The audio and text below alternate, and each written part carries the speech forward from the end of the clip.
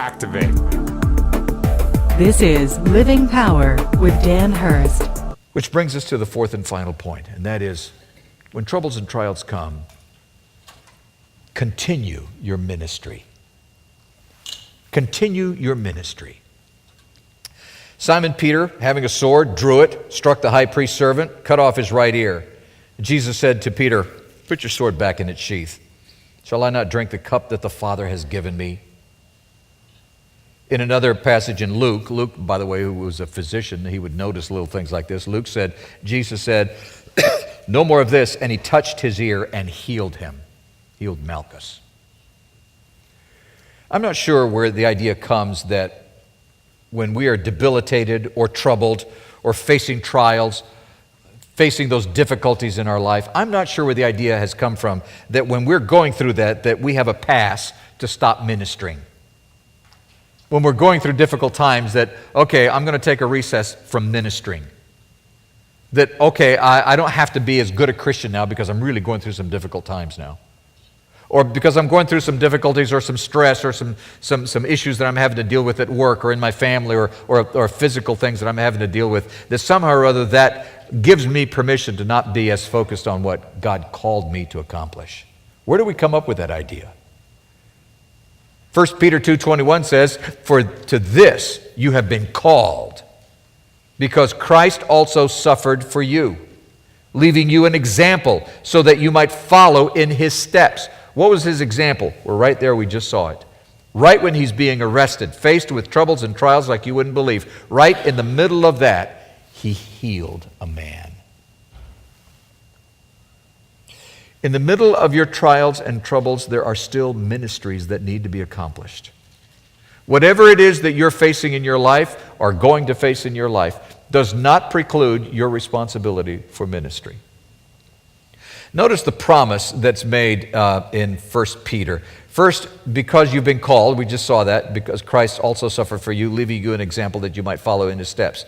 Then later Peter says in chapter 5, he says this, "And after you have suffered a little while, the God of all grace who has called you, the God of all grace who has called you, the God of all grace who has called you to his eternal glory in Christ, will himself restore, confirm, strengthen, and establish you." Now notice what that verse is saying. You're going to suffer for a while. You're going to go through some difficulties for a while. Then the God of all grace, who has called you to eternal glory. What is glory? The revealed presence of God. The God of all grace, who has called you to the revealed presence of God in Christ, will restore, confirm, strengthen, and establish you. Not saying that he'll relieve you from your responsibilities. Not saying that, okay, it's over with, you can go home now. Not that. But rather restore you, establish you. You've got something to accomplish. You're going to go through sufferings, and that's going to be some difficult times. But God is going to restore you to continue ministering the way he wants to minister in and through your life. Listen to this. Your calling is greater than your trouble and trials. Your calling is greater than your trouble and trials. 2 Timothy 1:9 says this, "God, who saved us and called us with a holy calling, not because of our works, but because of his own purpose and grace." Not because of us, because we're so cool, or because we're so talented, or we're so pretty, or we're so good at what we do. No. But because of God's own purpose and grace, which he gave us in Christ Jesus before the ages began. God knew that you would be here in 2015, about 100 million years ago.